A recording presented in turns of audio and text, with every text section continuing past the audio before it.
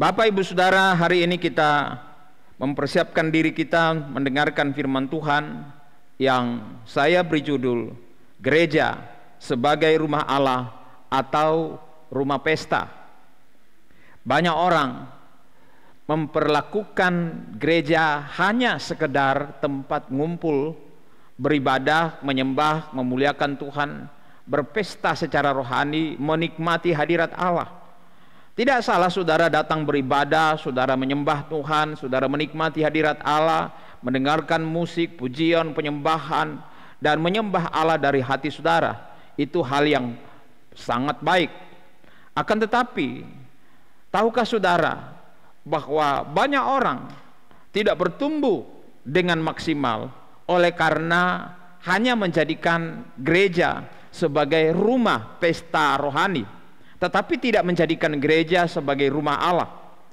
Tahukah Bapak Ibu Saudara bahwa sebenarnya saudara berjemaat, saudara bergereja adalah saudara masuk ke dalam keluarga Allah. Kita sudah membahas hal itu pada minggu yang lalu. Gereja sebagai keluarga Allah, bukan sekedar perkumpulan. Hari ini gereja sebagai rumah Allah atau rumah pesta. Tahukah Bapak Ibu Saudara bahwa Alkitab mencatat dalam kitab Mika pasal 4 ayat 1 dan 2, Tuhan menggambarkan rumah Tuhan atau gereja Tuhan pada zaman akhir sebelum kedatangan Tuhan. Dikatakan begini, akan terjadi pada hari-hari yang terakhir, gunung rumah Tuhan akan berdiri tegak mengatasi gunung-gunung dan menjulang tinggi di atas bukit-bukit. Bangsa-bangsa akan berduyun-duyun ke sana, dan banyak suku bangsa akan pergi serta berkata, mari kita naik ke gunung Tuhan, ke rumah Allah Yakub, supaya ia mengajar kita tentang jalan-jalannya, dan supaya kita berjalan menempuhnya. Sebab dari Sion akan keluar pengajaran dan firman Tuhan dari Yerusalem.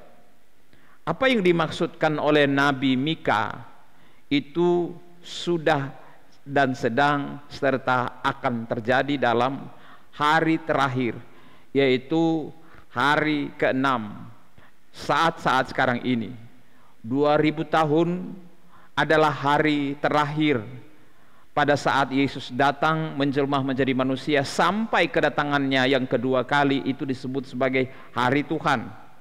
Kalau hari Tuhan digambarkan sejak kedatangan Yesus pertama kali sampai pada kedatangan kali yang kedua, itu digambarkan sebagai hari terakhir, maka saudara bisa bayangkan apa yang terjadi dari sejak gereja lahir, mulai dari orang Yahudi, yaitu para murid menerima Yesus sebagai Tuhan dan Juru Selamat, dan mereka kemudian memberitakan Injil kasih karunia Allah, memberitakan Injil kerajaan Allah ke seluruh dunia.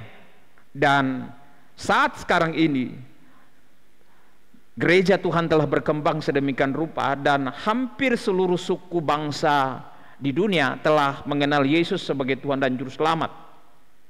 Ketika bangsa-bangsa di dunia banyak yang mulai berguguran tinggal sejarah, seperti bangsa atau kerajaan Mongol, kerajaan Yunani, Alexander Agung, dan sebagainya, mereka sudah berguguran.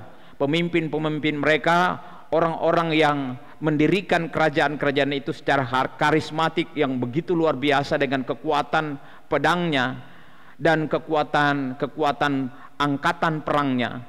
Mereka sudah sisa sejarah saat-saat sekarang ini.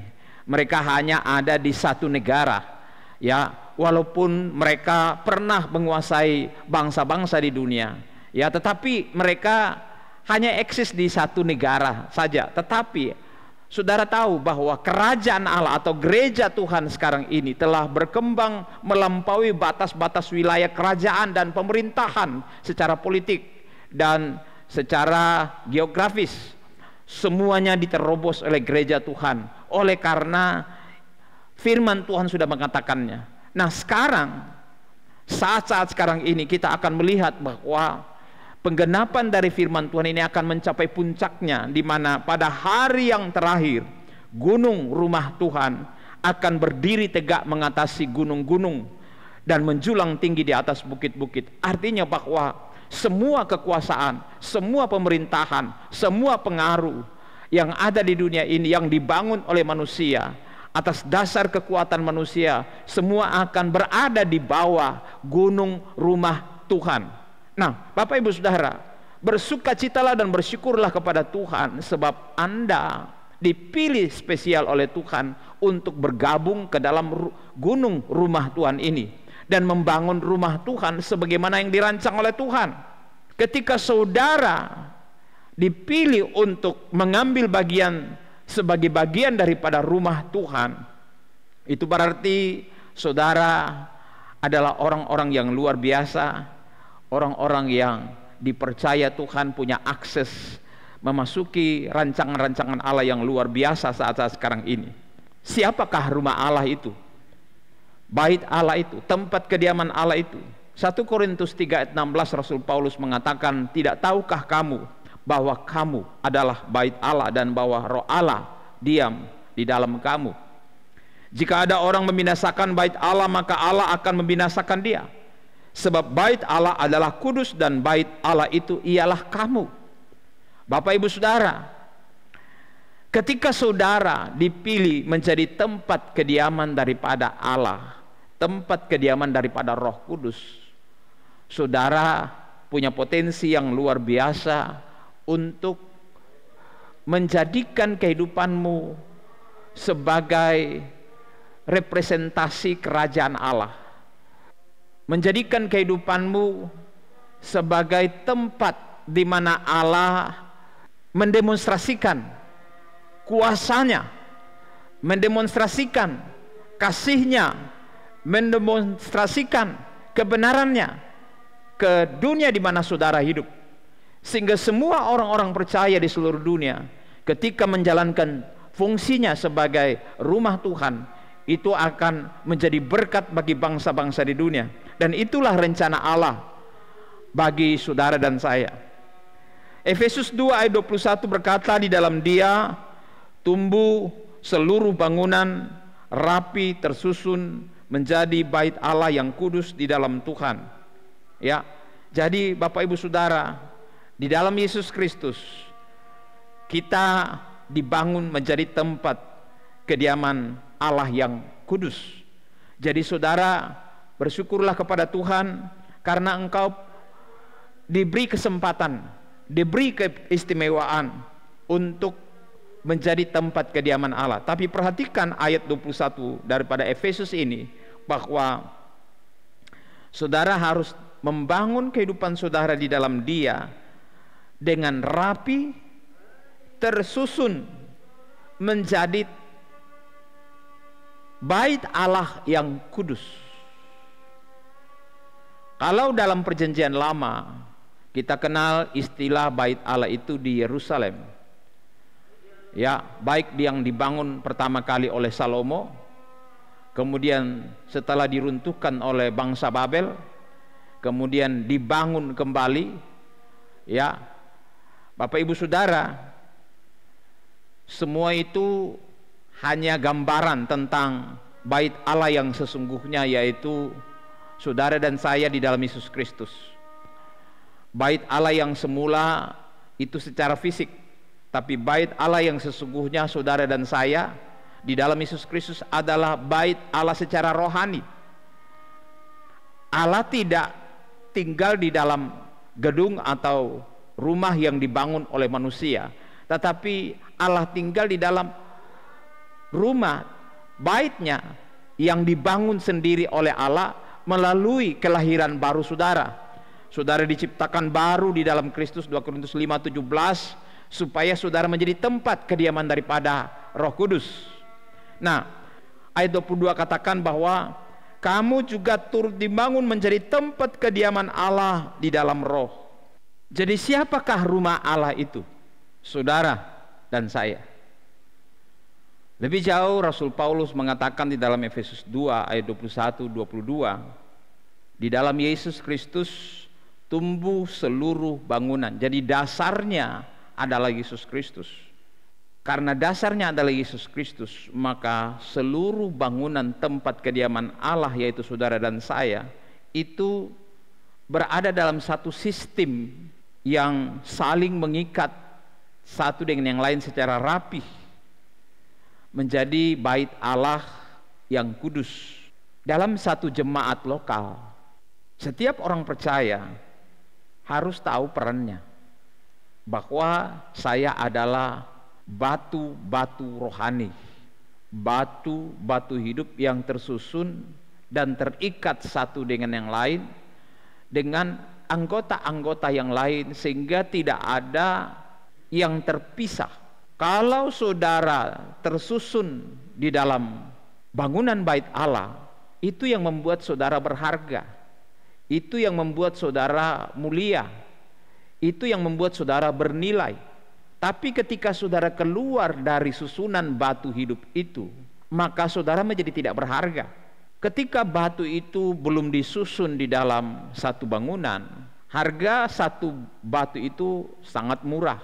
Tapi ketika mulai terhubung satu dengan yang lain menjadi satu bangunan, tersusun dengan rapi menjadi satu bangunan, maka apa yang terjadi? Bangunan itu menjadi sangat berharga, padahal hanya terdiri daripada susunan-susunan batu-batu. Begitu juga saudara, ketika saudara tidak tergabung secara benar di dalam rumah Allah, saudara hanya nempel, saudara hanya datang berpesta, saudara hanya datang menikmati hadirat Allah, tetapi tidak terikat dengan anggota-anggota lain, tidak terikat di dalam satu sistem organisasi daripada gereja itu atau jemaat lokal itu. Saudara tidak tahu fungsi saudara, saudara tidak tahu peran saudara, saudara tidak juga tahu tanggung jawab saudara. Saudara datang hanya sebagai penikmat. Tetapi ketika saudara diminta untuk hadir sebagai anggota, sebagai tubuh Kristus seperti yang saya sampaikan sebelumnya, atau sebagai batu yang hidup tersusun di dalam bangunan tersebut, terikat satu dengan yang lain dalam komitmen kasih, diikat oleh kasih Yesus Kristus, maka saudara perhatikan, saudara tidak akan ada artinya, ya, saudara akan mudah hancur, saudara tidak punya nilai. Tapi ketika saudara tersusun rapi, maka saudara layak menjadi tempat kediaman Roh Kudus, tempat kediaman daripada Allah. Tapi kalau saudara cuma batu yang terpisah daripada satu bangunan, saudara tidak bisa jadi tempat kediaman. Saudara tidak bisa ditinggali, saudara tidak bisa menjadi bait Allah yang kudus. Bait Allah yang kudus itu adalah satu kesatuan, susunan daripada batu-batu yang hidup, yaitu saudara dan saya, jemaat Tuhan yang telah ditebus dengan darah anak domba Allah. Nah, pertanyaan penting bagi saudara saat-saat sekarang ini adalah, apakah saudara telah hadir di dalam gereja menjadi tempat kediaman Allah, menjadi rumah Tuhan, atau sekedar datang untuk berpesta secara rohani, menikmati hadirat Allah, menikmati urapan Allah, menikmati kuasa Allah, menikmati mujizat Allah, menikmati pertolongan Allah, menikmati pemeliharaan Allah. Tidak salah saudara menikmati semua itu. Tapi kalau saudara hanya sebagai penikmat di dalam gereja, apa artinya hidup saudara? Nanti kita akan lihat bahwa ini akan menentukan seperti apa hidup saudara di masa-masa yang akan datang, terlebih di masa-masa yang sukar. Kalau saudara tidak terikat satu dengan yang lain di dalam satu keluarga Allah, atau satu tubuh, atau terikat sebagai satu bangunan bait Allah, maka saudara akan mudah hancur. Tapi mari kita lihat apa yang harus kita lakukan sebagai anggota rumah Tuhan atau batu-batu yang hidup menjadi rumah Tuhan. Dalam 1 Korintus 3 mulai ayat 10, apa yang harus kita lakukan? Setiap anggota jemaat harus aktif membangun, harus tertanam, harus terikat dengan fungsi-fungsi masing-masing. Ayat 10 dari 1 Korintus 3. Sesuai dengan kasih karunia Allah yang dianugerahkan kepadaku, aku sebagai seorang ahli bangunan yang cakap telah meletakkan dasar, dan orang lain membangun terus di atasnya. Tetapi tiap-tiap orang harus memperhatikan bagaimana ia harus membangun di atasnya. Perhatikan, tiap-tiap orang dalam setiap jemaat lokal punya karunia-karunia, harus memperhatikan bagaimana dia hidup sebagai jemaat Tuhan, bagaimana dia harus hidup sebagai batu yang hidup, tempat kediaman Allah, bagaimana dia harus menempatkan diri sebagai bagian daripada bangunan bait Allah. Ayat 11 berkata, karena tidak ada seorang pun yang dapat meletakkan dasar lain daripada dasar yang telah diletakkan, yaitu Yesus Kristus. Ada banyak dasar yang bisa dibangun oleh orang ketika mereka kebaktian atau bergabung di satu gereja lokal. Banyak motivasi-motivasi, banyak dasar yang menyebabkan orang bergabung di satu gereja lokal. Banyak. Bisa karena di situ banyak keluarganya, bisa karena mereka ya memang terpanggil untuk ada di tempat tersebut. Bisa juga mereka punya dasar-dasar motivasi cari popularitas, karena gereja itu punya jaminan, karena gereja itu kaya, karena gereja itu punya sistem yang dianggap cocok dengan seleranya dan sebagainya. Bapak Ibu Saudara, ada banyak dasar motivasi orang membangun hidupnya di dalam satu gereja lokal. Tapi perhatikan baik-baik. Di dalam ayat 12, entahkah orang membangun di atas dasar ini dengan emas, perak, batu permata, kayu, rumput kering atau jerami, sekali kelak pekerjaan masing-masing orang akan nampak, karena hari Tuhan akan menyatakannya, sebab ia akan nampak dengan api, dan bagaimana pekerjaan masing-masing orang akan diuji oleh api itu.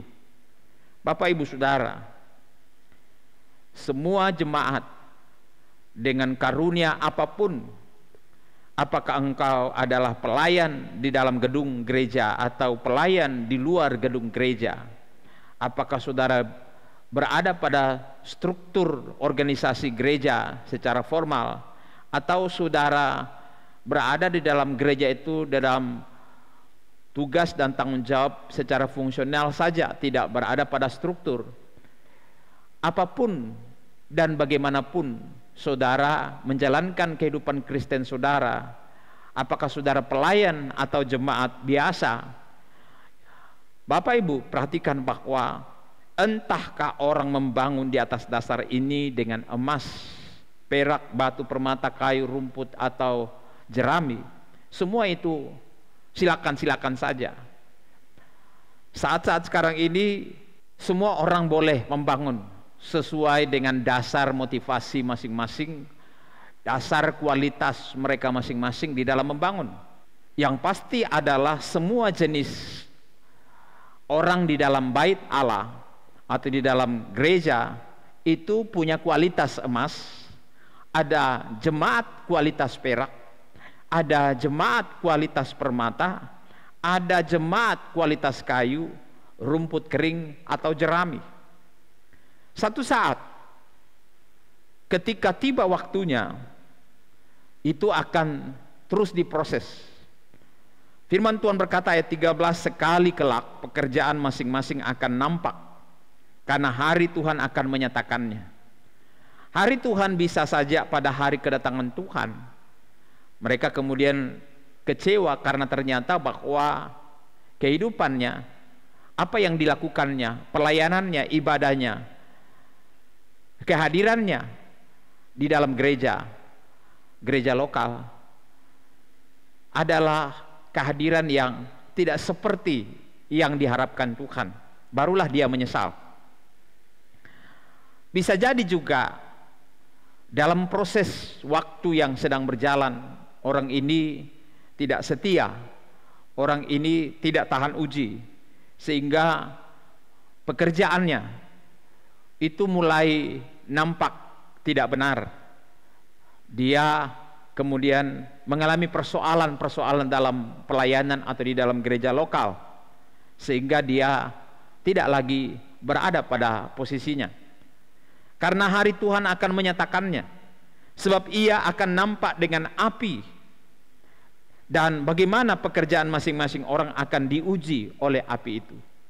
Bapak Ibu Saudara, setiap motivasi, setiap kualitas pengiringan kita dan pelayanan kita kepada Tuhan akan diuji. Tidak sekedar kita kebaktian, menyembah Tuhan dengan ekspresi-ekspresi yang luar biasa di dalam ibadah-ibadah kita. Tidak. Kekristenan kita, kualitas Kristen kita, kualitas pelayanan kita, kualitas motivasi kita akan nampak melalui api ujian. Ujian terhadap kesetiaan kita, ujian terhadap ketekunan kita, ujian terhadap ketaatan kita, ujian terhadap kesungguhan kita, ujian terhadap motivasi kita, ujian terhadap kualitas-kualitas lain dalam hidup kita. Saudara akan terus diuji lewat api-api yang membakar pelayanan saudara, membakar hidup saudara. Dan itu sangat menyakitkan tentunya. Sangat menyakitkan. Banyak orang kemudian mundur oleh karena merasa bahwa ia tidak cocok. Dia akan mundur dari pelayanan. Ada yang setia ketika masih muda, tapi ketika dia mulai berkeluarga tidak lagi. Kenapa bisa seperti itu? Alasannya waktu dan sebagainya, pekerjaan, bisnis dan sebagainya.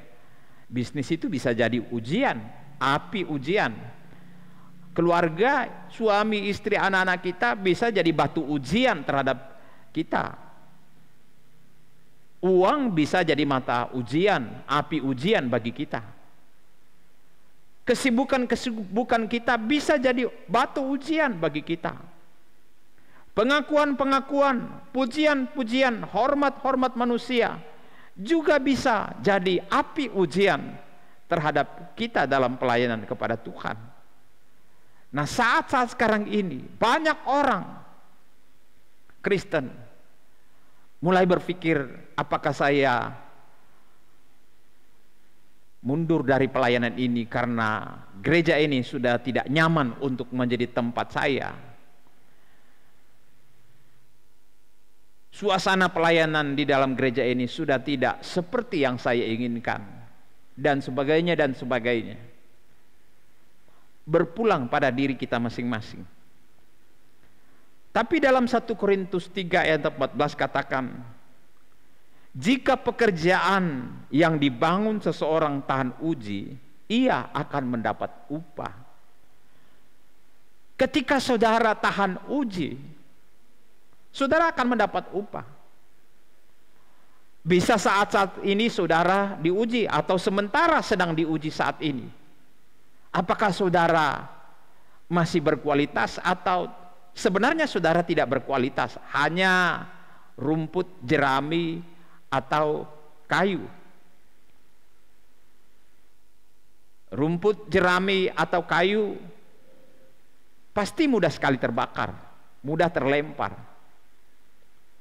dari kehidupan berjemaat, kehidupan pelayanan, dan seterusnya. Bapak Ibu Saudara, saya ingin mengingatkan jemaat Tuhan hari-hari terakhir ini, belajarlah membangun keterikatan saudara sebagai batu yang hidup di dalam bangunan rumah Tuhan, tempat kediaman Tuhan, agar saudara bisa menikmati apa yang menjadi rancangan Tuhan. Dikatakan di sini, jika pekerjaan yang dibangun seseorang tahan uji, ia akan mendapat upah. Amin, saudara. Ujian itu bisa terjadi saat ini, dan yang paling berbahaya adalah ujian akhir, lebih daripada ujian-ujian yang lain. Kalau ujian saat-saat sekarang ini saja tidak lulus, terbakar, bagaimana pada ujung jalan kita ketika Tuhan menguji semua kualitas kita, motivasi kita, dan sebagainya. Mari Bapak Ibu Saudara yang dikasihi Tuhan, jika saudara tidak tahan uji, yang pasti tidak akan mendapat upah dari Tuhan. Upah itu bisa di dunia, bisa sekarang ini saudara menikmati secara jasmani, juga secara rohani. Bisa juga waktu yang akan datang, ketika Tuhan datang, saudara mendapat upah yang besar.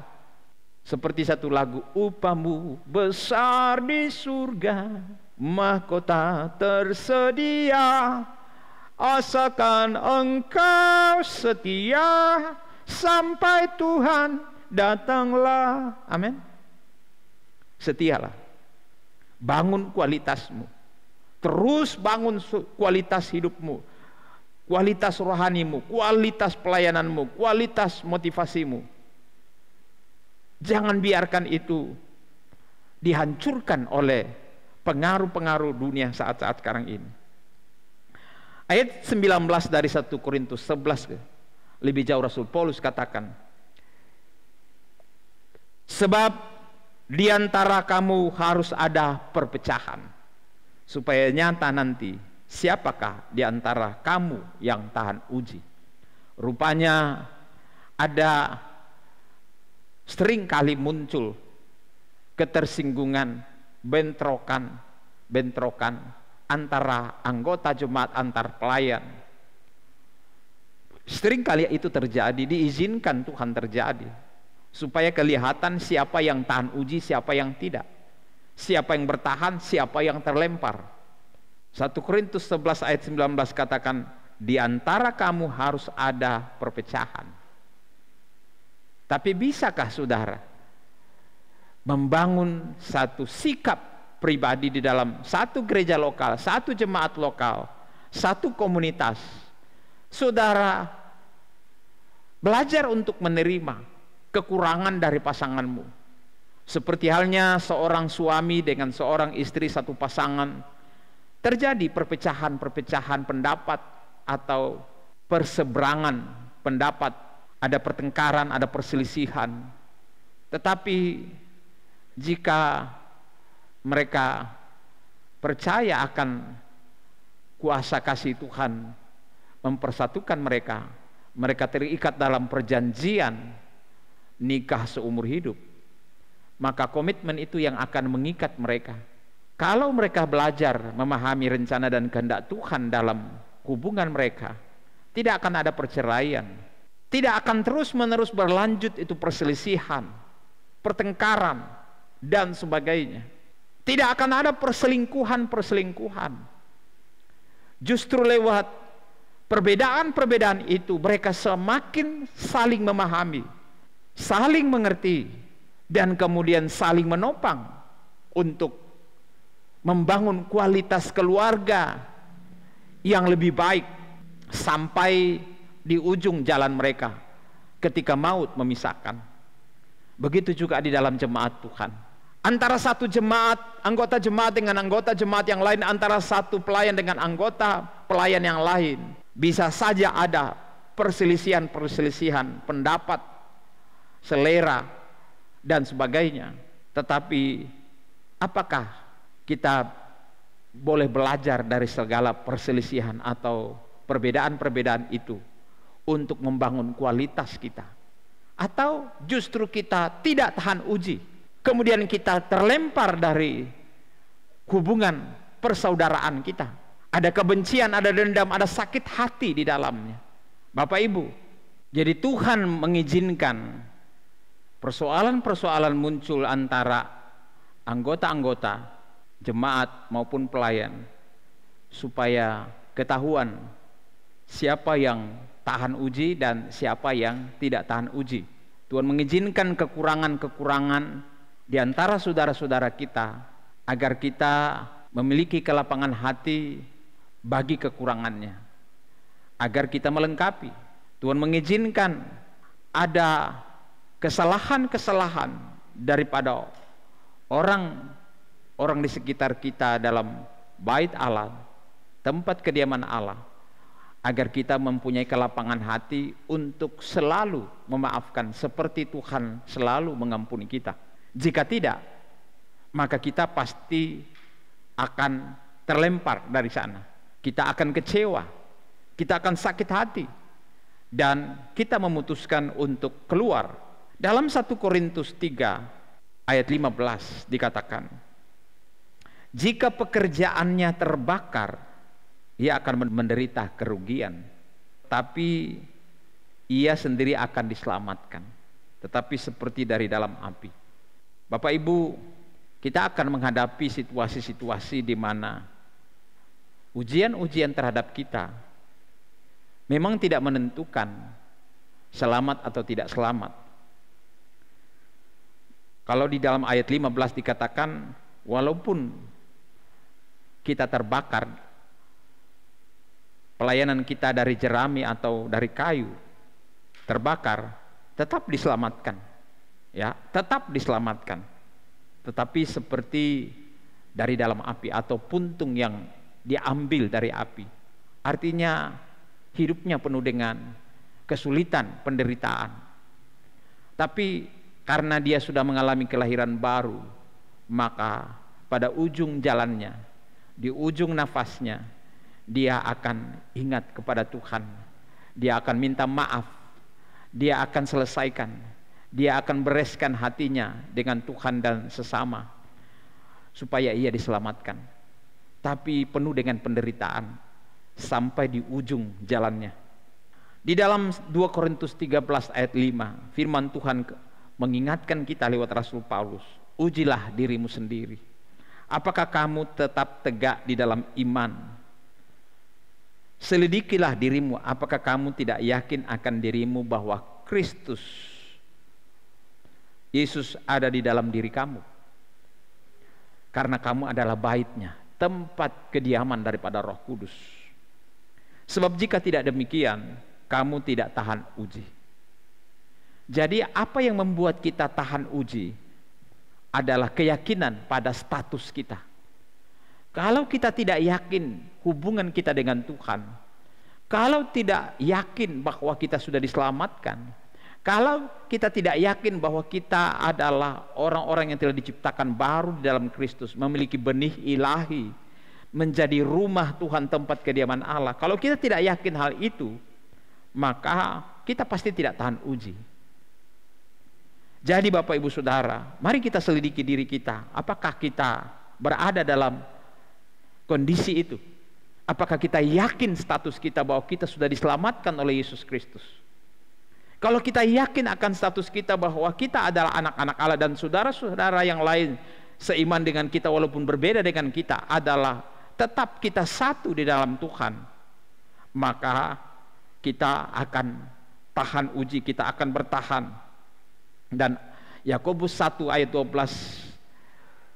mengingatkan kita, berbahagialah orang yang bertahan dalam ujian atau dalam pencobaan, sebab apabila ia sudah tahan uji, ia akan menerima mahkota kehidupan yang dijanjikan Allah kepada barang siapa yang mengasihi Dia. Bapak Ibu Saudara yang dikasihi Tuhan, apabila saudara yakin akan status saudara di dalam Yesus Kristus, saudara akan tahan uji dalam berbagai pencobaan, tantangan, persoalan, baik dalam kehidupan saat ini maupun pada hari Tuhan, hari kedatangan Tuhan. Maka perhatikan bahwa saudara akan mendapatkan mahkota kehidupan yang dijanjikan oleh Allah kepada barang siapa yang mengasihinya. Kalau saudara mengasihi Tuhan, saudara pasti mengasihi saudara-saudaramu. Kalau saudara terikat dengan Tuhan, saudara pasti terikat dengan saudaramu. Kalau saudara berkomitmen kepada kuasa darah anak domba Allah dan tubuh Kristus, maka saudara akan terikat kepada anggota-anggota tubuh Kristus yang lain. Saya percaya saudara adalah orang-orang yang diberkati oleh Tuhan, yang akan tahan uji menghadapi situasi-situasi dunia saat-saat sekarang ini. Teruslah setia, teruslah berkomitmen, bangunlah hidupmu di dalam gereja lokal saudara, dalam komunitas-komunitas yang real, bukan sekadar datang beribadah, berpesta rohani, tetapi tertanamlah sebagai anggota keluarga Allah, tertanamlah sebagai batu-batu hidup di dalam rumah Tuhan untuk menjadi tempat kediaman daripada Allah, di mana Allah memanifestasikan kuasanya lewat hidup saudara. Allah memanifestasikan kasihnya lewat saudara, dan Allah memanifestasikan kebenarannya lewat saudara. Maka apa yang terjadi? Firman Tuhan dalam Mika pasal 4 ayat 1 dan 2 ini akan terjadi. Rumah Tuhan akan menjadi tempat di mana orang akan datang kepada Tuhan, akan berduyun-duyun datang kepada Tuhan. Dan itulah tujuannya saudara, dibuat Tuhan tetap tinggal di dunia saat ini sampai Tuhan datang kembali. Tuhan memberkati saudara. Amin.